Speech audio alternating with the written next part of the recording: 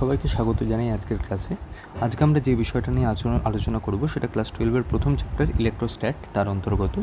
ইলেকট্রোস্ট্যাট চ্যাপ্টারে আমরা electric field calculation করার জন্য যে ফর্মুলাটা ইউজ করে থাকি, ফর্মুলাটা হচ্ছে E = ফ্রি স্পেসের জন্য 1/4πε0 Q/r²। এই ফর্মুলাতে কিউয়ের জায়গায় আমরা একটা পয়েন্ট চার্জের আধান বসাই।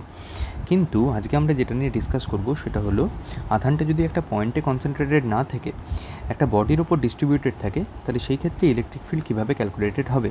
এবার ডিস্ট্রিবিউশনটা আজকে যেহেতু আমরা বেসিক ক্লাস করছি, তাহলে ইউনিফর্ম ডিস্ট্রিবিউশন নিয়েই পড়ব। এছাড়াও নন ইউনিফর্ম ডিস্ট্রিবিউশনের জন্য কিন্তু ইলেকট্রিক ফিল্ড ক্যালকুলেশন করতে হতে পারে, সেটা আমরা পরে একবার আলোচনা করে নেব। তাহলে আজকে আপাতত আমি যে টপিকটা নিয়ে শুরু করব সেটা আমি লিখে দিচ্ছি, calculation of field for uniform charge distribution. তাহলে চার্জ ডিস্ট্রিবিউশন করার জন্য আমরা প্রথমে একটা অবজেক্ট নেব। যে অবজেক্টটা ধরো একটা সার্কুলার রিং অফ রেডিয়াস আর রেডিয়াসের একটা রিংয়ের জন্য আমরা ইলেকট্রিক ফিল্ড বার করব E at a distance x from its centre, মানে রিংয়ের সেন্টার থেকে x দূরত্বে অন অ্যাক্সিয়াল পজিশন।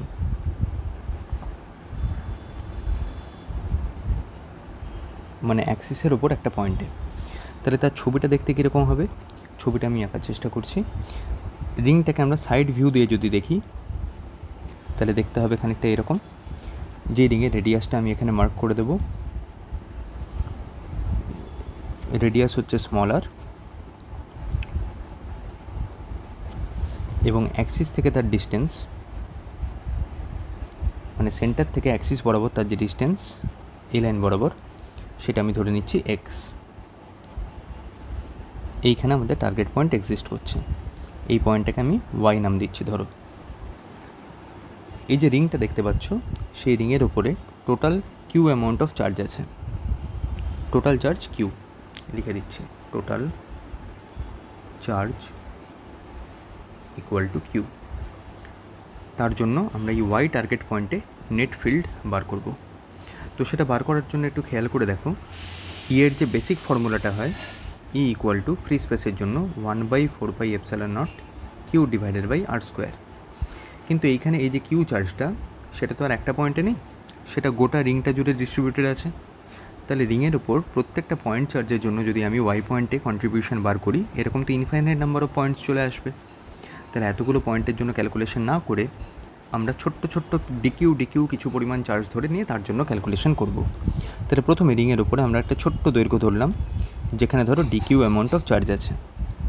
তাহলে ওই ডিকিউ চার্জটার জন্য টার্গেট পয়েন্ট ওয়াইতে ইলেকট্রিক ফিল্ড যদি ক্যালকুলেট করি, তোমরা সবাই জানো ওয়াই পয়েন্টে টার্গেট নিয়েছি মানে ওখানে একটা +1 চার্জ রয়েছে। তাহলে ডিকিউ পজিটিভ চার্জ, সে +1 চার্জটাকে এই লাইনটা বরাবর রিপেল করবে। তাহলে ইলেকট্রিক ফিল্ডের ডিরেকশন হবে এই বরাবর। ডিকিউ চার্জের জন্য ফিল্ডে লিখেছি ওই জন্য ডিই। একই রকমভাবে রিংয়ের ঠিক উল্টো দিকে আরেকটা ডিকিউ চার্জ পাবো, সেও একই রকমভাবে ওয়াই পয়েন্টে থাকা ইউনিট চার্জটাকে এই কানেক্টিং লাইন বরাবর বাইরের দিকে রিপেল করবে। তাহলে এটাও একটা ডিই। এরকম গোটা রিং জুড়ে তার চারপাশে থাকা সমস্ত ডিকিউ চার্জগুলোই কিন্তু টার্গেট পয়েন্টকে এভাবে বাইরের দিকে ইলেকট্রিক ফিল্ড দিয়ে রিপেল করছে। তাহলে সমস্ত ইলেকট্রিক ফিল্ডগুলো ওয়াই পয়েন্ট থেকে একটা শঙ্কুর মতো চারিদিকে ছড়িয়ে পড়ছে, সবার ডিরেকশন আলাদা আলাদা দিকে।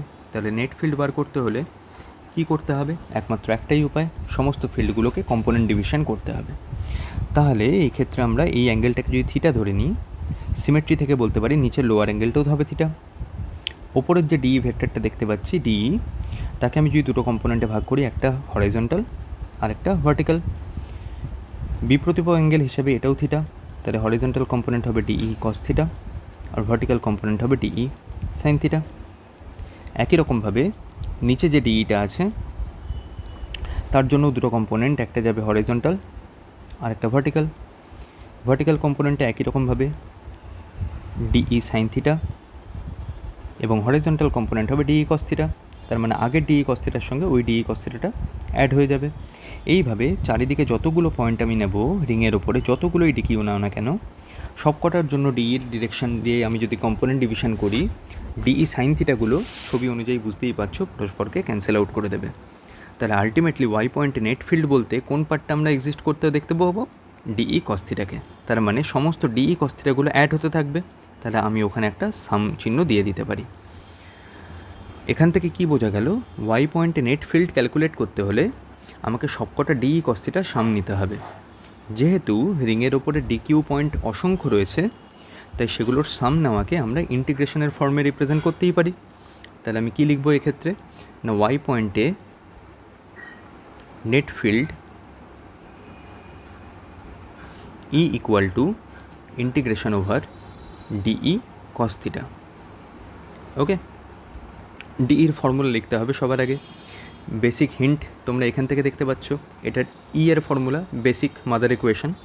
তাহলে এইখান থেকে যদি আমরা ফর্মুলা ডিনোট করতে চাই, কীরকমভাবে করব দেখে নাও। তাহলে ফর্মুলা বানাতে হলে ডিইর জায়গায় বসবে 1/4πε0। কিউবের জায়গায় আমরা কোন আধানটার জন্য ডিই পেয়েছি? ডিকিউ আধানের জন্য। তাহলে ডিকিউ ডিভাইডেড বাই ডিকিউ থেকে টার্গেট পয়েন্টের ডিস্টেন্সের স্কোয়ার। ডিকিউ থেকে টার্গেট পয়েন্টের ডিস্টেন্স কত? ছবি থেকে আমরা বুঝতেই পারছি, এইটা √r² প্লাস x²। তাহলে তার হোল স্কোয়ার হয়ে গেলে একদম r² প্লাস x² হয়ে গেল, ইন্টু কস থিটা। এই যে ট্রায়াঙ্গেল পার্টটা দেখতে পাচ্ছি ওপরে, সেই ট্রায়াঙ্গেল থেকে দেখতেই পাচ্ছ তোমরা কস থিটা মানে ভূমি বাই অতিভুজ। ভূমিতে আছে এক্স, তাহলে এক্স ডিভাইডেড বাই অতিভুজে আছে √r² প্লাস x²। এইখান থেকে আমরা ইন্টিগ্রেশন 1/4πε0, ওপরে থাকছে dq into x divided by r² plus x² power হয়ে যাবে 3/2। সমস্ত কনস্ট্যান্টগুলোকে বাইরে বার করে নিলে x divided by 4πε0 r² plus x² power 3/2 বেরিয়ে চলে আসবে। ইন্টিগ্রেশন ওভার শুধু ডিকিউ থাকবে। ডিকিউয়ের ইন্টিগ্রেট করলে আমরা কি পাবো? সার্কেলের ওপর টোটাল যে চার্জ কিউ। তাহলে একদম ফর্মুলা কি দাঁড়িয়ে যাচ্ছে? 1/4πε0, ইন্টিগ্রেশন থেকে একটা কিউ এলো, বাইরে অলরেডি একটা এক্স ছিল, divided by r² plus x² power 3/2। এটাই হচ্ছে ফর্মুলা নেট ইলেকট্রিক ফিল্ডের। এটাকে আমি বক্স করে দিলাম। এবার এই যে ফর্মুলাটা পেলাম, এখান থেকে আমরা কতগুলো ভালো ভালো ইনফরমেশান দেখব। ফর্মুলাটা কিন্তু তোমরা একটু মুখস্থের মতো করে নিও, এমসিকিউ করতে আমাদের খুব কাজে লাগবে। এইবার এই যে ফর্মুলাটা আমি পেয়েছি, এখান থেকে যদি আমি ই এর ভ্যালুটা কীভাবে সেন্টার থেকে যত আমি দূরের দিকে যাব টার্গেট পয়েন্টকে নিয়ে কীভাবে ভ্যারি করছি যদি জানতে চাই, তাহলে ই এর ইকুয়েশনে এক্সের বিভিন্ন ভ্যালু পুট করতে হবে। সার্কেলটাকে আরেকবার এঁকে দেখাচ্ছি। সার্কেলের সেন্টার থেকে টার্গেটের ডিস্টেন্সকে আমি এক্স ধরেছিলাম। তাহলে যদি আমি একদম সেন্টার পয়েন্টে ইলেকট্রিক ফিল্ড ক্যালকুলেট করতে চাই, তাহলে সেন্টারে এক্সের ভ্যালু বসবে 0। তাহলে ই সেন্টার মানে সেখানে এক্সের ভ্যালু বসে যাচ্ছে 0। ফর্মুলাতে দেখতে পাচ্ছি ওপরে যে এক্সটা আছে সেটার জন্যই একদম পুরো ভ্যালুটা 0 চলে আসবে। একই রকমভাবে যদি আমি সেন্টার থেকে অনেক দূরে চলে যাই, তাহলে ই ফার পয়েন্টের জন্য এক্সের জায়গায় যদি ইনফাইনাইট বসাই, তাহলে আবার ইকুয়েশনের তলায় যে এক্সটা আছে সে পুরো ভ্যালুটাকে সামথিং বাই ইনফিনিটিতে নিয়ে চলে গেলে সেখানেও হয়ে যাবে 0। তার মানে ইলেকট্রিক ফিল্ড সেন্টার থেকে যত দূরের দিকে যাব সেন্টারেও 0, আবার অসীম দূরত্ব গিয়েও 0। তাহলে নিশ্চয়ই মাঝামাঝি কোনো একটা অঞ্চলে ইলেকট্রিক ফিল্ডের ভ্যালুটা ম্যাক্সিমা রিচ করেছিল। সেই পয়েন্টটা কোন পয়েন্ট সেটা জানার জন্য আমি কি করব? তাহলে where E becomes maximum, এইটা যদি আমি জানতে চাই, আমাকে ই এর যে ভ্যারিয়েবল ইকুয়েশনটা সেই ইকুয়েশনকে ফার্স্ট অর্ডার ডেরিভেটিভ করে ইকুয়াল টু 0 করতে হবে। আমরা সময় জানি ম্যাক্সিমা এক্সিস্ট করে কিনা চেক করার জন্য একবার ডেরিভেটিভ করো ভ্যারিয়েবল টার্মের রেসপেক্টে, সেটাকে ইকুয়াল টু 0 করে দাও। ই যেহেতু এক্সের উপর ডিপেন্ডেন্ট, তাকে এক্সের সাপেক্ষে ফার্স্ট অর্ডার ডেরিভেটিভ করে ইকুয়াল টু 0 করব। 0 করলে ফর্মুলাটা আরেকবার তোমাদের বোঝার সুবিধার্থে আমি লিখে দেখাচ্ছি। 1/4πε0 qx by r² plus x² power 3/2 equal to 0। যত কনস্ট্যান্ট টার্ম আছে সব কটা টার্ম বাইরে বেরিয়ে আসবে, ওই দিকে 0-র কাছে চলে গিয়ে পুরোটাই হয়ে যাবে 0। তাহলে কি থাকবে? শুধু ddx ওভার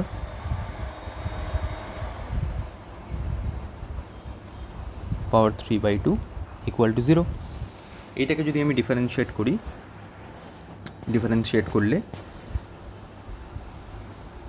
ফার্স্টে r² প্লাস x² পাওয়ার 3/2, এটা কনস্ট্যান্ট, এক্সের ডেরিভেটিভ হবে 1 মাইনাস, এবার এক্স কনস্ট্যান্ট, তলারটার ডেরিভেটিভ করলে 3/2 সামনে নেমে আসবে, r² প্লাস x² এর পাওয়ারে হয়ে যাবে 3/2 মাইনাস 1 মানে হাফ, আর ভেতরের যে r² প্লাস x² তার ডেরিভেটিভ হবে r² এর ডেরিভেটিভ 0, x² এর ডেরিভেটিভের জন্য একটা 2x থাকবে। পুরোটা ডিভাইডেড বাই যে টার্মটা থাকবে r² প্লাস x² পাওয়ার 3/2 এর হোল স্কোয়ার, সেইটা একদম ডান দিকে চলে গিয়ে হয়ে গেল 0। তাহলে এইখান থেকে আমি শর্টকাটে কী পাচ্ছি, r² plus x² power 3/2 equal two, rest যে টার্মটা সেটা ওই দিকে চলে যাচ্ছে, বাই 2 আর 2 কাটাকাটি হয়ে যাবে, কাটাকাটি হয়ে গেলে সামনে থাকবে 3x² into r² plus x² to the power half. ওই জিনিসটা আবার বাম দিকের সঙ্গে কাটাকাটি হয়ে গেলে শুধু একটা r² প্লাস x² পড়ে থাকবে, আর এদিকে থাকবে শুধুমাত্র 3x²। তাহলে 2x² equal to r², x² equal to r²/2, x equal to plus minus r/√2। তাহলে এখান থেকে আমরা জানতে পারলাম রিংয়ের সামনে এবং পেছনে দুদিকেই r/√2 ডিস্টেন্স দূরে ইলেকট্রিক ফিল্ডটা ম্যাক্সিমা রিচ করবে। তাহলে এখন যদি আমি ইলেকট্রিক ফিল্ডের সঙ্গে ডিস্টেন্সের ভ্যারিয়েশনের একটা গ্রাফ প্লট করার চেষ্টা করি, গ্রাফটার সেন্টারও হবে 0, ইনফাইনাইট পয়েন্টেও গিয়ে হবে 0, একমাত্র মাঝখানে r/√2 পজিশানে সেটা ম্যাক্সিমা অ্যারাইভ করবে। তাহলে যদি গ্রাফটাকে আমি ড্র করি কীরকম দেখতে হবে সবাই মন দিয়ে একটু দেখো। গ্রাফের জন্য দুটো অ্যাক্সিস প্লট করলাম, সামনে এবং পিছনে দুদিকেই কেন দেখাতে হবে, কেননা রিংটাকে যদি আমি সেন্টারে কল্পনা করে থাকি তাহলে রিংয়ের সামনের দিকেও ফিল্ড থাকবে, পেছন দিকেও ফিল্ড থাকবে। সামনের দিকে এক্সের ভ্যালুগুলো প্লাস আর উল্টো দিকে এক্সের ভ্যালুগুলো মাইনাস, ওয়াই অ্যাক্সিস বরাবর আমি ইলেকট্রিক ফিল্ডকে প্লট করব। তাহলে যখন আমি এইখানে এক্সের ভ্যালু 0 বসাচ্ছি, আমি তার মানে রিংয়ের সেন্টারে আছি। রিংয়ের সেন্টারে আমরা সবাই দেখেছিলাম ইলেকট্রিক ফিল্ড কত এসেছিল, 0। আমি তোমাদের বোঝার সুবিধার জন্য আরেকবার ফিল্ডের ইকুয়েশনটা লিখে রাখছি, E equal to 1/4πε0 q into x divided by r² plus x² power 3/2। তাহলে রিংয়ের সেন্টারে ইলেকট্রিক ফিল্ডের মান 0, মানে গ্রাফটা 0 থেকে স্টার্ট হচ্ছে, ইনফাইনাইটে গিয়ে আবার 0 হয়ে যাচ্ছে। মাঝে আমরা তাহলে ম্যাক্স পেয়েছি কোথায়, প্লাস r/√2 ডিস্টেন্সে আর মাইনাস r/√2 ডিস্টেন্সে। তাহলে প্লাস r/√2 ডিস্টেন্সে গ্রাফটা ম্যাক্সিমা পয়েন্টে রিচ করবে। আমি ধরে নিচ্ছি এইটি হচ্ছে ই এর ম্যাক্স ভ্যালু, ই ম্যাক্সের ভ্যালু কত হবে সেটাও তোমরা নিজেরাই বার করে নিতে পারো। ই এর যে ইকুয়েশনটা আছে সেই ইকুয়েশনে এক্সের জায়গায় তুমি r/√2 প্লট লিখে দিলে ওখান থেকে তুমি পেয়ে যাবে ম্যাক্স ভ্যালু। যাই হোক, সেটা খুব একটা জরুরি নয়, আমাদের গ্রাফটা জানা দিয়ে বেশি ইম্পর্টেন্স দিতে হবে। তাহলে ই ম্যাক্স অফ দি গ্রাফটা সেন্টার থেকে যাবে কিভাবে, সেন্টারে 0 জানি এবং r/√2 থেকে ম্যাক্স পয়েন্ট জানি, কিন্তু সেইখান থেকে আমরা গ্রাফ দুটোকে কানেক্ট করব কিভাবে, ওটা স্ট্রেট লাইন হবে না প্যারাবোলিক হবে না কী হবে, সেটার জন্য আবার ইকুয়েশনের দিকে একটু তাকাও। ইকুয়েশনের দিকে তাকালে আমরা দেখতে পাচ্ছি যখন সেন্টার থেকে আমি জাস্ট বাইরে বেরোলাম, এক্সের ভ্যালুটা তখন ভেরি ভেরি লেস দ্যান আর যদি আমি ধরি, মানে এক্সের মানটা জাস্ট অল্প অল্প করে বাড়ছে। আর এর মান ধরো, আমি ধরে নিচ্ছি রিংয়ের রেডিয়াসটা হচ্ছে ধরো কথার কথা 10 সেন্টিমিটার। তাহলে আমি যখন সেন্টার থেকে একটু একটু করে বাইরে বেরোচ্ছি, এক্সের মানটা ধরো প্রথমে 0.1, তারপর 0.2, 0.3 এই টাইপের ভ্যালুগুলো যখন নেব, তখন তো x very very less than r. সেই ক্ষেত্রে ই এর যে ইকুয়েশনটা এখানে লেখা আছে, ওখানে দেখো তো তলায় এক্সের স্কোয়ারের মানটা r² থেকে আরও কমে যাবে। তাহলে তলায় তখন শুধুমাত্র থাকবে কে, r² হোল টু দি পাওয়ার 3/2, মানে আলটিমেটলি r3, আর ওপরে একটা এক্স রয়ে যাবে। ওপরের এক্সটাকে তো নেগলেক্ট করা যাবে না, তাহলে ওপরে একটা এক্স রয়ে যাবে। সেই মোমেন্টে ইলেকট্রিক ফিল্ডটা জাস্ট এক্সের সঙ্গে সমানুপাতিক। তলায় যেহেতু x² নেগলেক্ট হয়ে গেছে, তাহলে ই যখন কিনা x very very less than r, তখন জাস্ট প্রপোর্শনাল টু এক্স, মানে গ্রাফটা দেখতে কীরকম হবে, স্ট্রেট লাইন। তাহলে সেন্টার থেকে ম্যাক্সিমাম পয়েন্ট অফ দি গ্রাফটা জাস্ট এরকম স্ট্রেট লাইন আকারে উঠে যাবে। হয়েছে? আমি আরেকবার ভালো করে যদি দেখাই, জাস্ট সেন্টার থেকে এইখান অবধি গ্রাফটা স্ট্রেট লাইন আকারে উঠে যাবে। তারপর গ্রাফটা এবার ম্যাক্সিমা থেকে ইনফাইনাইটের দিকে যখন যাবে, আস্তে আস্তে 0-র দিকে যাবে, তখন আমি ধরে নেব x very very greater than r. X যদি very very greater than r হয়, সেই ক্ষেত্রে আবার এক্সের ইয়ের ইকুয়েশনের দিকে তাকিয়ে দেখো, তলায় তখন আবার আর নেগলিজেবল হয়ে যাবে। আর যদি নেগলিজিবল হয়ে যায় তলায় তখন এক্স স্কোয়ার পাওয়ার 3/2 মানে এক্স কিউব, ওপরে একটা এক্স, তাহলে কাটাকাটি করলে তখন আমি দেখতে পাবো ই প্রপোর্শনাল টু 1/x²। তাহলে যখন আবার অসীম দূরত্বের দিকে যাচ্ছি গ্রাফটা ই প্রপোর্শনাল টু 1/x² মানে গ্রাফটা ফল করবে, তাহলে বাকি যে পোর্শনটা সেইখানে গ্রাফটা দেখতে হবে এইরকম ফলিং গ্রাফ। এই গেল গ্রাফের নেচার। তাহলে শুরুর দিকে দেখতে পাচ্ছি ই প্রপোর্শনাল টু এক্স, আর দূরের দিকে ই প্রপোর্শনাল টু 1/x²। উল্টো দিকেও কিন্তু গ্রাফটা ঠিক একই রকমভাবেই প্লট করব আমরা। যখন আমরা উল্টো দিকে যাব এক্সের জায়গায় -x বসলে দেখতেই পাচ্ছ ওপরে যেহেতু একটা এক্স আছে, এক্সের ভ্যালু নেগেটিভ বসানো মাত্রই ই এর ভ্যালুটাও নেগেটিভ হয়ে যাবে, তার মানে পুরো গ্রাফটা কিন্তু থার্ড কোয়াড্রেন্টে চলে যাবে। তাহলে থার্ড কোয়াড্রেন্টে গেলে আমরা -r/√2 কিন্তু -Emax পাবো, ঠিক যতটা ওইখানে +Emax পেয়েছিলাম এইখানে সেরকমই -Emax। তদ্দূর অবধি গ্রাফটা আবার স্ট্রেট লাইন আকারেই আসবে। স্ট্রেট লাইন দিয়ে আসার পর বাকি আবার যখন দূরের দিকে যাবে একই রকমভাবে এইরকমভাবে চলে যাবে। এই হচ্ছে পুরো গ্রাফের ফরম্যাট। আশা করি পুরোটা তোমরা বুঝতে পেরেছো। এইটা একবার খাতায় লিখে কিন্তু অবশ্যই তোমরা প্র্যাকটিস করে নিও। বোর্ডস এক্সামের জন্য জাস্ট ইলেকট্রিক ফিল্ড ক্যালকুলেশনটাই আসবে, কিন্তু আমি তোমাদের রেকমেন্ড করব কোথায় গিয়ে ভ্যালুটা ম্যাক্স হচ্ছে শুধু তার ভ্যালুটা মনে রেখে দিও, +-r/√2। ক্যালকুলেশন না মনে রাখতে পারলেও চলবে। আর গ্রাফটা কিন্তু কম্পিটিটিভ এক্সামের জন্য প্রচণ্ড ইম্পর্টেন্ট।